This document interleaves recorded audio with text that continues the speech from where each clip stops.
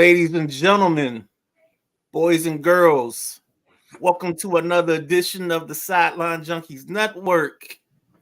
You are looking live at two guys about to do their podcast. And everybody around the world, tonight of all nights, they say Thursday night throwdown. Yeah. You gotta love it, baby. You gotta love it. As the Midnight Rider said, welcome to another edition of the Thursday Night Throwdown, brought to you by the Sideline Junkies Podcast Network, also Clear Productions. You have the Midnight Rider, up wrong side, the Midnight Rider, myself, the big guy KG. As you can see, scrolling down the bottom on the banner, you have our link. You want to buy a good bourbon, a good rye, a good whiskey, hit www.buyfortmose, that is BUYFORTMOSE.com/discount/maniacs. That is our discount code. You get $10 off with that discount code. You buy $130 or more, and you get free shipping, and they ship anywhere in the country. So that is BuyFortMose.com/discount/maniacs. First and foremost, now we got the formalities out of the way. Midnight Rider, how you feeling? I'm good, man. Chilling, man. Just trying to keep up with today, man. Let the day get away from you a little bit. I'll say this. I am happy that it's Thursday, because Thursday is my Friday this week. Oh, you too? Next week too. So okay. I'm digging it. But happy, and look like I may have a 4-day weekend. Don't have to return to work till Tuesday. But Midnight Rider, we got to start this off with a little bit of sad news. Naismith Hall of Famer George McGinnis has passed away. For those of you that are uninitiated, you're not aquatic enough, you don't go back far enough into the annals of history. George McGinnis was a two-time ABA champion. He was the legend for the Pacers before Reggie Miller was. 6'8", 235, went to Indiana. Second round draft pick in the NBA. It's selected by the 76ers, 22nd overall. He played for the Pacers from 71 to 75, where he won his 2 championships. He also was ABA playoffs MVP in 73, won those championships 72 and 73. ABA MVP in 75, 3-time All-Star, ABA All-Star, 2-time All-NBA first team, All-NBA second team in 73, ABA rookie first team in 72, won the scoring championship in the ABA in 75, 3-time NBA All-Star, All-NBA first team in 76, second team in 77, ABA all-time team. His number 30 has been retired by the Indiana Pacers. In college, he was a third-team All-American. He was Mr. Basketball USA in 69, and he was a first-team Parade All-American in 69, as well as Indiana Mr. Basketball. Career averages of 20.2 points a game, 11 rebounds a game, and 3.7 assists.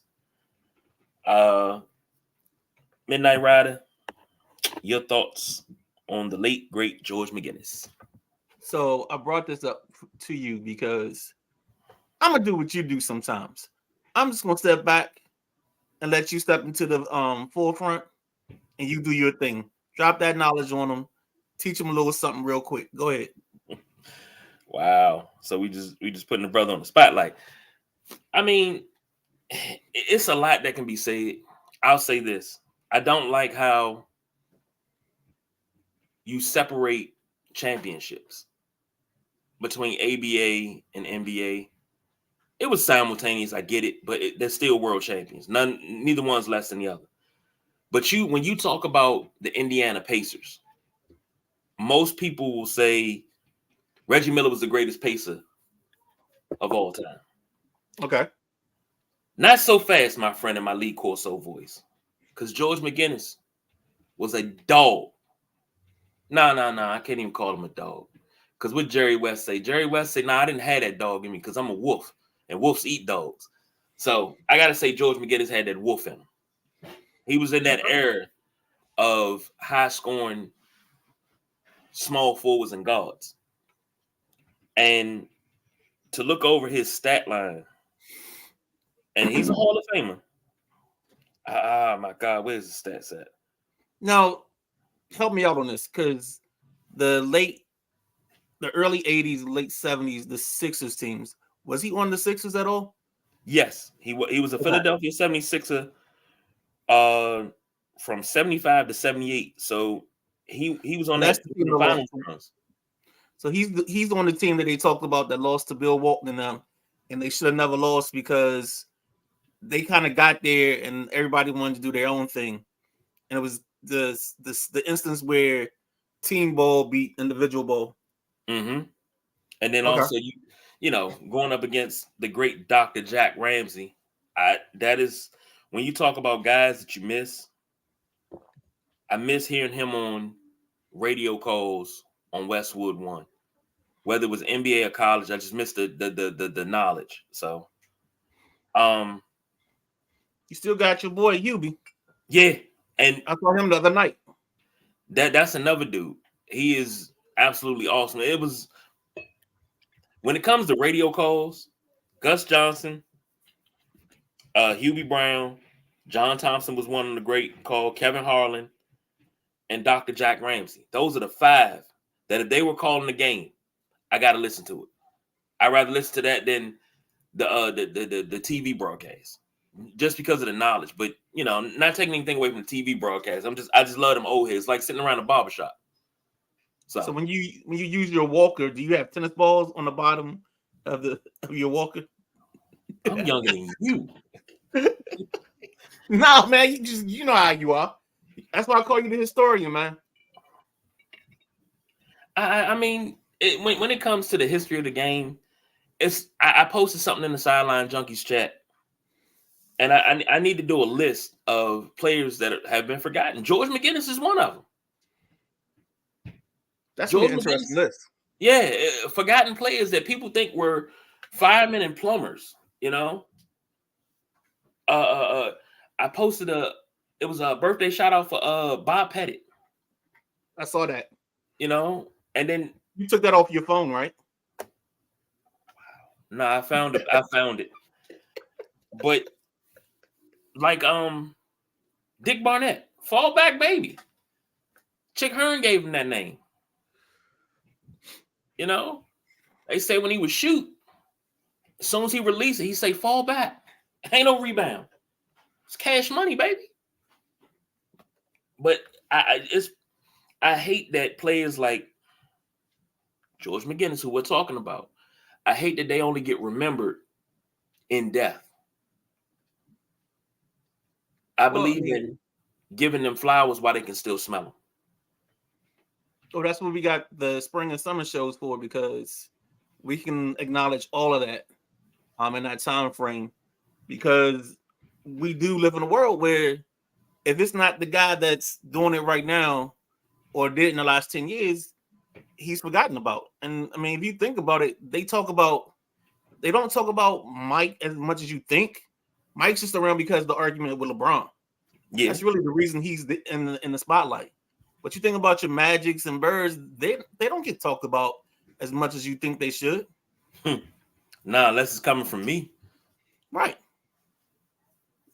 So yeah, that's why it's important that we have those shows and we do those things. And you know, we got the great Tuesday night thing anyway, the list. That's something we can always put together. Boom, throw a list out there. We title lists. Sometimes we do a poll in the group. You know, see other guys, and then compare the lists, and whoever's doubled up, like you know, you count it out, and if somebody's unanimous across the 5 people that responded, he the 1 seed, and we just go from there. I like that.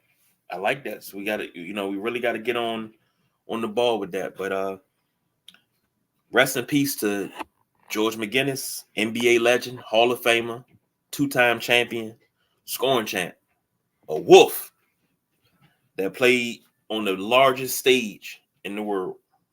See, every time you say that, I think of what's the Dodgers broadcaster's name? Who you talking about, Vince Scully? Yeah, Vince Scully. So Vince Scully, he's doing a game, and I think it's Johnny Gomes.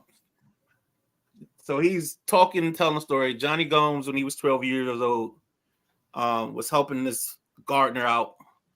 And the gardener had this wolf. But Gomez thought it was a dog. He kept telling him, leave it alone, leave it alone. So finally, the wolf, I guess, gets a chance to get at him, pushes him in the chest, stands over top of him. And like the famous line is, the wolf knew he didn't have a combatant in this situation, so he let him go. And like the wolf just walked off. And that's the Johnny Gomes story. Now it's better when Vince Scully says it. Hey, Vince Scully was a great storyteller. He was a great storyteller. I mean, we got legendary broadcasters, period, that don't get this shine. But he was one. The city itself. I mean, if you look at our broadcasts across the stations or the different sports, we're legit in every one. Legit. I think the only people that's bringing up the rear, the Wizards TV people. That's only because they're in year 2 of doing their job. Now, if you would have stuck with Buck and Phil, that combo right there. I mean, we getting off topic, but that combo right there. Whoo. All right, let's go back to the things at hand tonight. All right, let's jump over to this game that we have tonight. Chargers visiting the Raiders, an old AFL matchup. Anytime you got an AFC West divisional game, that's an old AFL matchup. But this right here, the Raiders are 3-point favorites. Over under is 35.5. And I believe the Raiders only didn't even score 3 points last game. They lost 3-0. Right. If I'm not mistaken, Justin Herbert is out for this game. Justin Herbert's out for the season with a dislocated finger. So we get the pride of North Dakota State, Easton Stick, playing backup QB or playing starting QB tonight. And then we get the pride of Purdue, Aiden O'Connell, on the other side of the ledger. And as I went to go, like I made a point to, all right, I'm at work, I'm in Maryland. Let me try to get my Thursday night bet in. Trying to make that bet was so excruciating.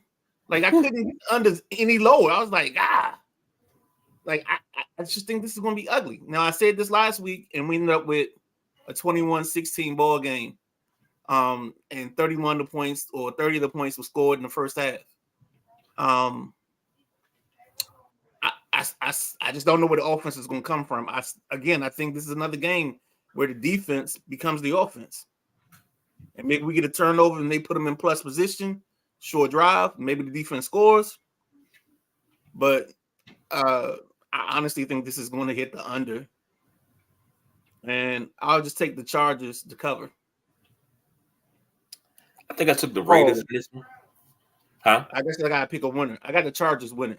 So Chargers, under.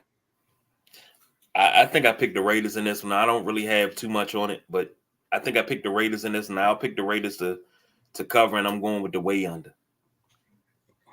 I'm talking 10-7 under. That's how far under I'm talking. So I'm not even looking for a high-scoring affair. Now, we got a triple header on Saturday. We're going to run through these games, and we're going to get to our last joint. We're going to get up out of here. First game on the slate, the Vikings visiting the Bengals, and in that first game, just like in this game, the Bengals get 3 points for the favorite. Over under 40.5. And the only reason why these teams are getting 3 points is because they're the home team. They give home team 3 points. That's it. Don't see anything to it. This is more of a pick'ems. And maybe if Sheen was sitting here, this would be part of the smell test. And I think this smells pretty bad. I think it smells just right. Because the Vikings have, if I'm not mistaken, Nick Mullins is starting this ball game. As the guy that he found a niche, you get with the right coordinators and the right style. He came up under Kyle Shanahan, so he's familiar with the style and the lingo. He can go anywhere and play. And as long as you go to places that have the coordinators that have similar styles, you get to stick around in this league long time because you're not a threat. So the fans, there's no fan besides his mama calling the sports talk radio saying we got to start Nick Mullins over Kirk Cousins. So that's the beauty of it all. So in this ball game, I want to see what Jake Brown is going to do. He's not Jake from State Farm. This Jake from the University of Washington, team nicknamed the Huskies, he's been playing like he's a dog. And he's been getting the ball out to Jamar Chase and getting those receivers involved. And I think this is another one of those scenarios where if you have quality receivers on the outside and you just got a quarterback that can actually just get the ball in their hands, they will do the rest. So I got Cincinnati winning this, and I got Cincinnati winning by the 3, but I think it's going to be more than that. And I think this is going to hit the over, but most of that heavy lifting will be done by Cincinnati. I think Nick Mullins turned the ball over twice, and Cincinnati takes advantage of it. I can see this being something like 30-10. I'm sorry, 31-10, somewhere in that range where we just get the over, but it ain't going to be by much. Smell my finger. That's how this smells bad. Smell my finger. Like this is bad. This is bad. I'm looking at some things. Damn, Jonathan Taylor out again this week. Fuck. I needed him in. I need him. It's the first week of the playoffs. I need this win. Anyway. Oh, our players start this week? Yeah. Oh, I'm out. No, you in the playoffs? No, I'm just saying. It's been real. I mean, you know. I got Austin Eckler struggling to get points. I had to depend on Najee. Yeah, this lineup I got this week it's ugly. Ugh. I'm just hoping I can keep it all rolling, and I can win another championship. That's all I'm hoping for. It's been a struggle the last couple of weeks, but we were all right. And you killed my momentum because I knew what I was going to do. I was going to get hot late, and I even told you that. Laporta carried me through most of the back end of the schedule. And right now, as a team owner, I got to be in love with love. And get Xavier to give us the score for the night's game. I see him in the chat with the Bengals and the Vikings. And he says he'll take the Bengals 28-17. Boy, I don't even think they're going to score 28. But I can't agree with him. I'm going to take the Vikings. And I got the Vikings winning. Let's call it 13-6. This is just not really a good game. If you could flex a game, I think this game should be flexed. Flex away. Next Thursday at noon. Oh, okay. You know, flex it up out of it. Get Saturday night. Give me a good game. Come on now. Give me something good. Next game. Hold. Before you go next game, come back for a second. Let's really think about this. Okay. From an NFL standpoint, you got the Vikings with Kirk Cousins. In a perfect world, you got Kirk Cousins going against Joe Burrow. And idealistically, this line would maybe still be the 3, but your over-under is like 47.5, 45.5, somewhere in that range. Mm-hmm. And you're expecting a very electric ball game. But due to injuries, what happened? You end up with this: Jake Browning versus Nick Mullins. Is that must see TV? For their parents, yes. It's not must see TV for me. So, Xavier says tonight will be Chargers 10-7. Oh, he's on punishment. Give me your phone. San Francisco won. I went back and listened to Sunday's show. He's on punishment. Get off the game. Go away. Go stand in the corner. Put your nose in the corner. No, can't do it. I am trying to see. All right, so we got the Steelers versus the Colts. Colts is -1.5. The over/under is 42.5. I mean, you already said not Najee, but Taylor's out. But it's something about Minshew. Is it Minshew mania? Whatever it's called. I'm not in the front of the bus, but I'm like halfway. I'm like, if there was a Rosa Parks on the Minshew bus, I'm like sitting next to her. You know what I'm saying? But we meant to be there. We allowed to be there. So it's not like the times when you weren't, but you know what I'm saying. But seriously, I think Minshew gets it done. He's actually carried me a couple games in one of my leagues to wins in my fantasy league. So the kid is good for about 20 fantasy points, 22. So if you need an emergency quarterback and he's available, that's somebody you look at. Mitch Trubisky, I don't know. I've never liked this kid. I didn't like him at Carolina when he was splitting time with the kid Williams. I didn't understand how the team went up and actually moved up to get him. And when I watch him play, I just see bad quarterback all over.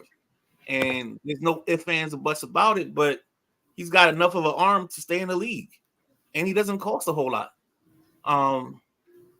So that's how it comes down with backup quarterbacks. The defense of the Steelers has been playing lights out. I mean, they're trying to carry this team to another season where they can be over 500. And the question becomes, like, is the 8-8s and the 9-8s and the 9-7-1s or whatever it is that Tom has been the last couple of years without the with like 1 or 2 playoff appearances, is the bloom off the rose? Will the Steelers actually say no? We don't wanna like they fire a coach instead of that coach retiring? I don't think it's gonna happen, but I mean that's the talk right now. But if I didn't say my prediction, I got the Colts winning. They definitely have the 1.5. And if you take let's see, I'll go 27-20. I think the Steelers defense helps them out a little bit. Maybe Austin gets them a punt return, but I don't think the offense has enough to keep up. You said something. As a matter of fact, I seen this earlier about Pittsburgh and their coaches. And they were saying that Mike Tomlin, I think, has 4 playoff wins. Mm-hmm. Well, maybe more than that, because he had that one run to the title, Yeah, or the Super Bowl win. But after that, they've had a couple of one and dones, like that ugly loss to Cleveland. I think that was the COVID year, where Cleveland was up by like 3 touchdowns at the half. Now, so this is the thing. We can't act like the Steelers were just they were just, you know, a new team in '69 when Noel came. Nah. The Steelers are one of the oldest franchises in the league. They've been around since 33. And looking over their coaches, 1, 2, 3. Well, they weren't a good team early on. And they don't have very many good coaches, but every coach that they've had from Noel to Tomlin, all Cowher, Noel, Tomlin, all delivered at least 1 Super Bowl victory. They've all won over 100 games. And here's the thing, Tomlin has won more games than Cowher did. Yeah. But this talk of Pittsburgh letting Tomlin walk, it's unheard of. It's not unheard of. It's okay. It's unheard of in Pittsburgh. You've never Right, heard them there you turn on go. a coach like that. There you go. Now Because think about there's the if you think about like the Jim Caldwell years in Detroit, where they kind of got stuck and mired right around 500, and they were like, all right, we're tired of being 500. Unfortunately for them, they made some very bad personnel and coaching decisions and ended up becoming the laughing stock for the next couple of years. Same thing with the Chargers. They were mediocre and they let your boy go. Anthony, what's Anthony's last name? Anthony Lynn. Yeah, Anthony Lynn. But that team was underachieving with him, and they let him go. And unfortunately, Staley's come in and stunk it up. I mean, he had the year last year where they were in the playoffs, but that team is way too good to lose a 28-point lead. So go ahead, man. I'm sorry. It's okay. Xavier says Steelers 24-10. I'm going to say Colts 17-13. Don't think it's going to be a high scoring affair. But if they do, if the Steelers let Tomlin walk, by God, I would not mind him and EB hooking up down here in DC. And I wouldn't mind him having total autonomy on the field. We get what everybody wants, a real GM in the office. And the GM says, okay, we're going to get Tomlin. Tomlin, this is what you're going to do. You give me the grocery list. I get the groceries. You cook the food. That's it. We have some sort of hierarchy. But I mean, that's something that we can hope for. Moving right along. Next game. The Denver Broncos. This is the final game of the Saturday edition. Denver Broncos visit the Lions. Lions are 4.5-point favorites. Over under is 47.5. Midnight Rider.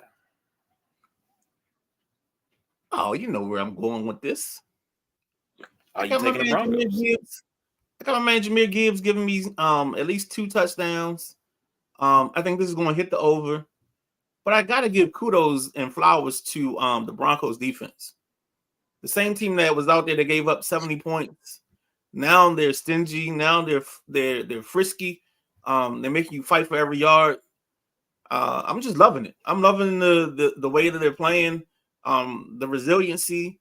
The fact that it looks like Russell Wilson realized that Russ can't cook, but he can microwave his ass off. So let Russ microwave, 180 yards here, 220 here. No turnovers and a touchdown, or maybe 2 touchdowns and no turnovers. And that's what you get. You get like 20 to 35 rushing yards out of them off of scrambles, and boom. But I think the Lions situation, and if you pull Matt's, because I think this is appropriate. If you can pull Matt's comment, KG.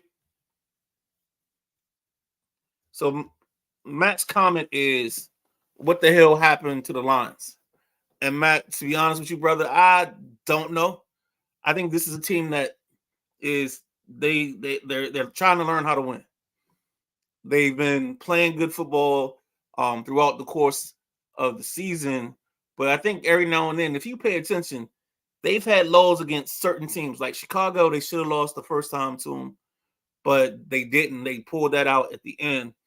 And then the other game was Chicago this time around.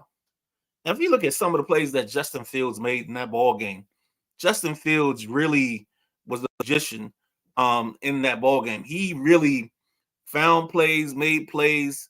I think I talked about it the other day about the Baldinger report that he does on Instagram. And I think the thing you saw there was he escaped everything. And I think that helps him out. I think they've let Fields be a runner more, and that's helping them. But the good thing for the Lions is the teams in front of them have stayed right there. So they don't have this big gap between them, the 49ers, the Eagles, and the Cowboys.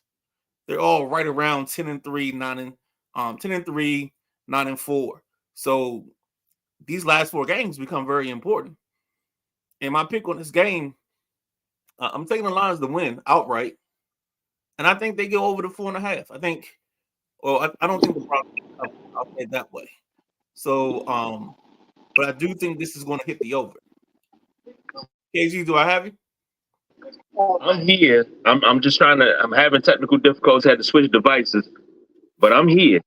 I'll say this: the Lions have to show that they're not pretenders. That's the problem that they're having. They're being pretenders, and if the Lions keep being pretenders, nobody's going to take them serious. And Matt, I agree with you. What the hell happened to the Lions? They were the hottest team in the NFL, and they've fallen off. But guys, we're in a new 17-game season, right? In that 17-game season, there are bumps, there's peaks and valleys.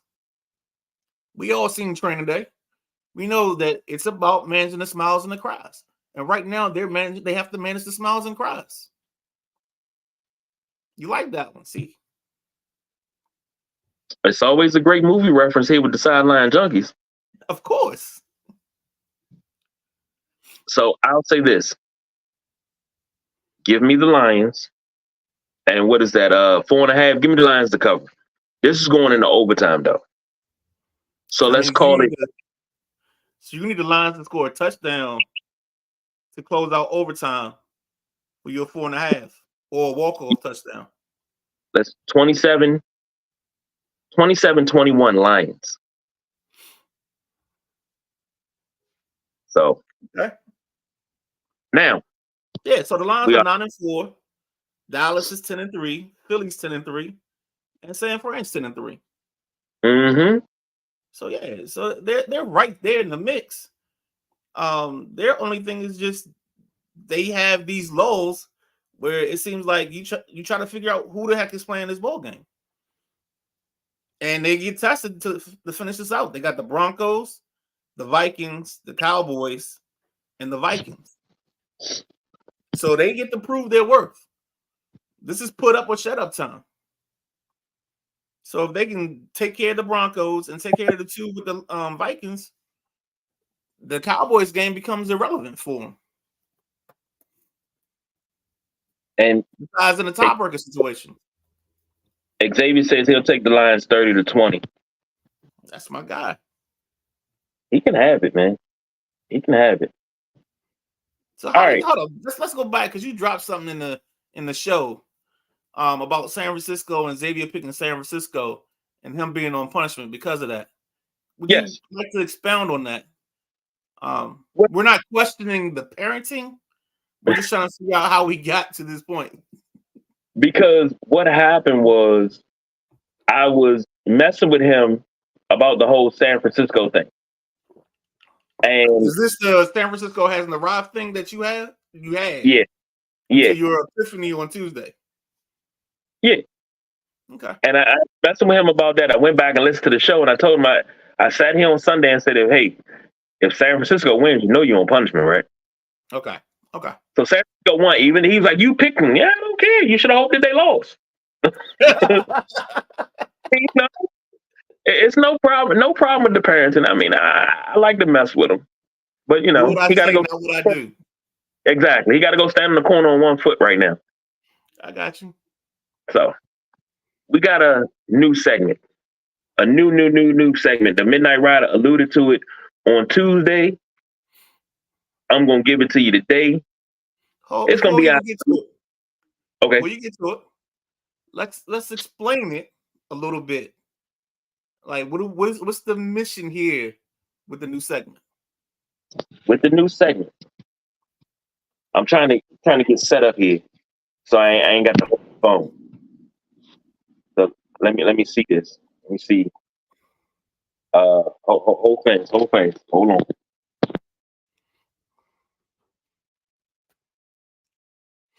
Uh-oh. Got the third box. So what we're trying to do is introduce something new. Oh Lord. All right, there we go. Can you hear me now? We can hear you now. All right, that was bad. All right. This new segment called the Arrive Five. I have a thing where I tell teams, you haven't arrived yet. You think you have, but you haven't arrived yet. And this goes for teams that think they've peaked and they've hit their mark and things like that. You know, like when the Niners were winning, what were the Niners? 8-0 for a little while. Fans running around, oh, bang, bang, Niner gang, and this, that, and other. But then you lost 3 straight. But your excuse was, well, we were hurt. We had injuries. I don't want to hear that shit. When Dallas, every year with Dallas goes on this run and they'll be 11 and whatever. Oh, man, we them boys. You haven't arrived yet. You think you have, but you haven't. It's my way of making you chill your shit out, for lack of a better term. Okay. Pump your brakes. Slow down. That's what it started as. Then I just started picking with people and just started picking teams. But I'm going to be truthful with this. I'm going to give you the 5 teams in the NFL that have arrived every week. So when you see that banner at the bottom that says Arrive 5, and you see that train pulling to the coming, station, baby. You got to know you have arrived. Number 5. I'm going to try to do this in the fashion of the Midnight Rider. But number 5, I kind of sort of kicked them off the list, but I looked over everything I had. Since I got to have 5 teams, you'll be the 5th team. That is the Philadelphia Eagles. To the Philadelphia Eagles, you have arrived. Yes, sir. Number 4. New to the list, but they got their stuff together. They beat Seattle. I proclaimed them having arrived on Tuesday. Actually, I said it Sunday, but I proclaimed it on Tuesday. The San Francisco 49ers, you have arrived. Oh. Number 3. It pains my heart as a Commanders fan to say this, but as a football fan, I'm glad they're playing good ball for a change. The Dallas Cowboys, who've been playing some of their best ball of probably the last 10 years, you have arrived. Okay. Number 2. Not a surprise, but they got it right, and they haven't been that so Raven. The Baltimore Ravens, you have arrived. Number 1. Even though they're on a 2-game losing streak, but until you knock them off their throne, they're still going to be the number 1 team, and that is the Kansas City Chiefs. You have arrived. So if you don't know, it sounds like to me, being who I am and just guessing the logic of this, that Kansas City is number 1. But there's a saying by a man that says to beat a man, you have to beat the man? Yes. Okay. So it's going to be interesting to see how this list plays out. Yes. Because if they go into the playoffs, Kansas City winds up losing, they've been knocked off the perch. They're no longer the number 1 team, but until they are knocked off their perch, they are the number 1 team, and they have arrived. Okay. Now, to the 5 teams, that is the Eagles at 5, the 49ers at 4, the Cowboys at 3, the Ravens at 2, and the Chiefs at 1. To those 5 teams, don't let the work you've done in the last 14 weeks dissipate what you can do in the next 3. Make the freaking play. Get to the second season and see if you can go ahead to the dance and take the prettiest girl home. To those other teams that are not on this list, you haven't arrived yet. You think you have, but you haven't. Good job, man. I'm proud of you. I like that. Man. The Arrive 5. The Arrive 5 is here. Uh-oh. I hit the wrong button there. We got a train coming. Who? Oh, Matt, that was the other segment with the Raiders in the 5. Don't worry about it. We got you. My audio was fine. Did I hear the Raiders? No. You heard Ravens, not Raiders. You heard Ravens. The Raiders have definitely, man, the Raiders ain't even on the train yet. They ain't even on the train. Where we at, B?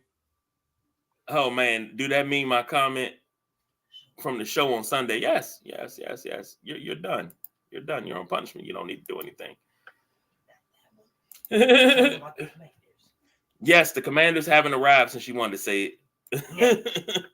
And Matt say, "Oh my bad." Yeah, we're not giving the Raiders. The Raiders they can't even sniff the station. But we are at that point in the show. It's Thursday. It's 8:19. I think the game already been kicked off, so we got to wrap that shit up, B. Well, we already have a punt. And Aiden O'Connell and the Raiders offense is on the field. I know Matt is probably happy right now. Khalil Mack back against his old team. We'll see how that turns out. So I got something I want to just preview.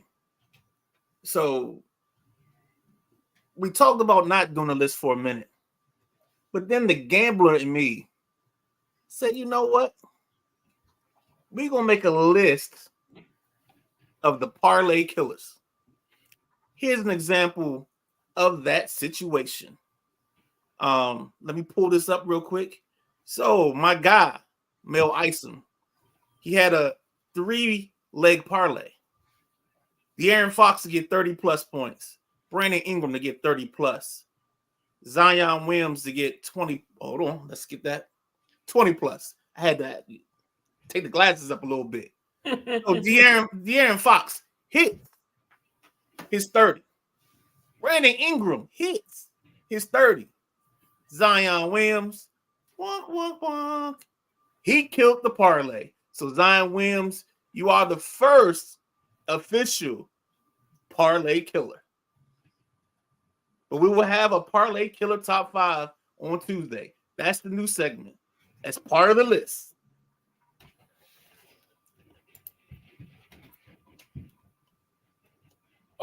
Damn, I my timing was just bad because I had it and then I lost it. It's all good. I had it, then I lost it, There it is. Parlay killers will be part of the new list. So if you have a parlay that you played and you were 5 or 6, you were 3 or 4, and you want to shout out the one idiot that killed your parlay, and I'll give you another one. I forgot. I think it was a 5-leg parlay. KG, question for you. Yeah. How tall is Brooks Lopez? 7'1", I believe. 7 feet, 7'1". So it wouldn't be impractical for a man to think that a man of 7'1" height could possibly grab 8 rebounds, right? Yeah. So the other parts of my parlay hit. Guess what part doesn't hit? Brook Lopez grabbing 8 rebounds. Brook Lopez grabbing 8 rebounds. You know how many he had? He had 4. I don't understand it. I don't know how a guy 7'1" gets 4 rebounds. Because Brook Lopez plays around the perimeter now. Okay. Robin, you'd have had a better chance of betting what Robin. Lopez it was. It was just it said Lopez on the back. 7'1". I know he was the starter. I don't know them apart. One has short hair, one has long hair. I took the short hair one. The other one's dirty. I took the short hair one. Yeah, that's Brook. Robin's the one that got the long hair, and when he hits the 3, he sips the tea. He's the parlay killer. Sorry. I love the Lopez kids. They ain't even kids no more. They old men, but I love them. Since I messed up on that graphic, I got to make it up to you. I got to make you feel a little bit better. So that's Jackson. Faye Jackson always makes you feel better. If you want to make me happier, and it's a wrestler, we need the ROH champion. Damn, who the hell is the champion now? Shorty that used to be in WWE, the black chick, short thicky. You talking about Ember Moon? Yeah. She won. I forgot about that. Yeah. See? I forgot. What is her name now? Athena. Mm-hmm. Athena. Yeah. Give me Athena or Willow. Willow Knight. I'm okay on that. Yeah. Speaking of wrestling, which is a great segue, don't forget to tune in on Saturday night. We will be doing part 2 of the WrestleManiacs Mount Rushmore. Ooh. So we went into our Mount Rushmore part 1 on last Saturday. This Saturday will be part 2. Before we go, you have what you contributed so far? Of course I do. Of course I have all of that. Let me flip over here. So what do we do? Do we break it down into subjects like best mic workers, Yes. best of this company, best of this? So the 4 segments that we hit were Mount Rushmore for heels, OMG moments, tag teams, and valets. That was our first four segments. Well, Alex, for 300. No, we're in double jeopardy. So let me go for 800, Alex. I'd like to take tag teams. Tag teams. Now this is my personal opinion. My Mount Rushmore, the Hart Foundation, Harlem Heat, the Dudleys, with an honorable mention for Beer Money. But the Dudleys, number 1 is always going to be the Road Warriors. Not Legion of Doom, Road Warriors. Got you. So now you got me curious. Let's do the heels. Well, for me, my heels, the classy one, classy Freddie Blassie. Okay. Triple H. Hate him so much I loved him. Bobby the Brain Heenan.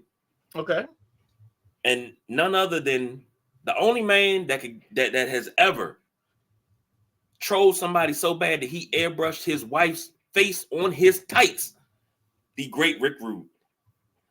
Oh, I don't know how I feel about this list. Because then that tells me somebody, because there's a man. I mean, he's a Rolex wearing. He's a kid stealing. Mm-hmm. He's a wheeling, dealing. And he has a hard time taking his gaiters off. He was on the Nubian Sumos list, and I believe he was on the People's Choices list. I left him off my list, number 1, because I knew everybody was going to go to him. So I'm trying to think outside the box. Your list was a bit contrarian. Okay. I'm trying to be outside the box. The OMG moments for me, Hell in a Cell with Mankind and Undertaker. Which one? Which part of that? Oh, the OMG moment, the whole match. Okay.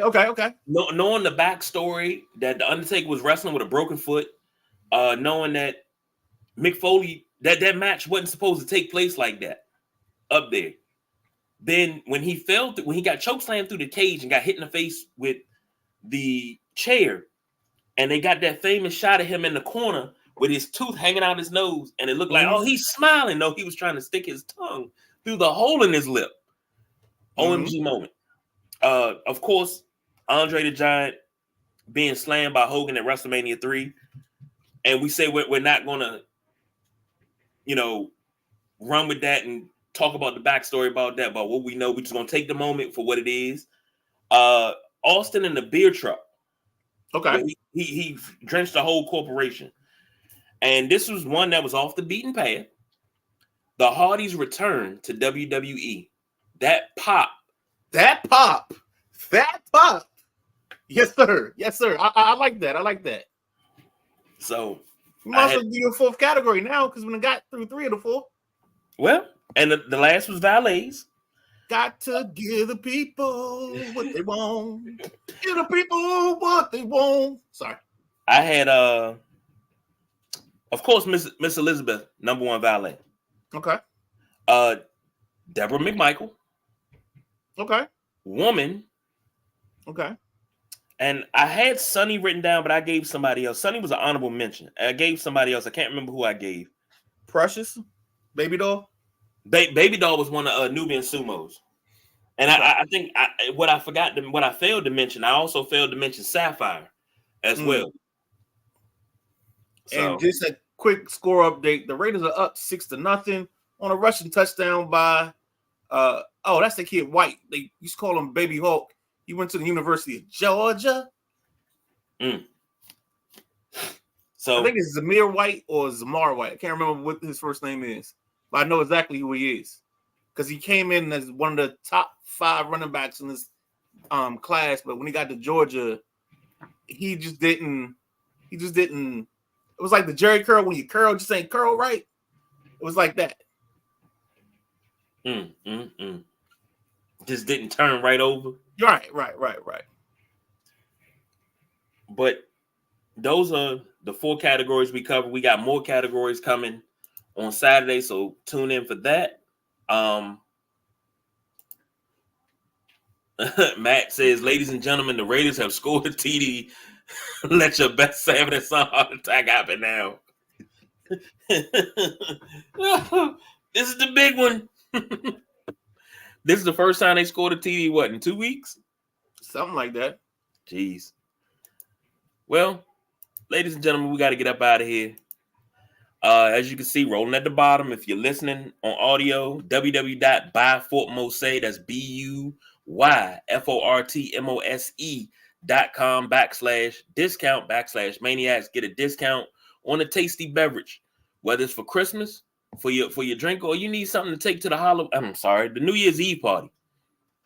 Get her done and go ahead and buy Fort Mose. So, wow, Matt says since 1978. We know it hasn't been that long because it's a 38-9 in the Super Bowl. So, yeah, really didn't need you to go there. I'm sorry, man. This one I try to forget things, but for the Midnight Rider, I'm the big guy KG, the boss BJ on assignment. We don't do no overtime, y'all. We are out of here. Is I showing punishment or something?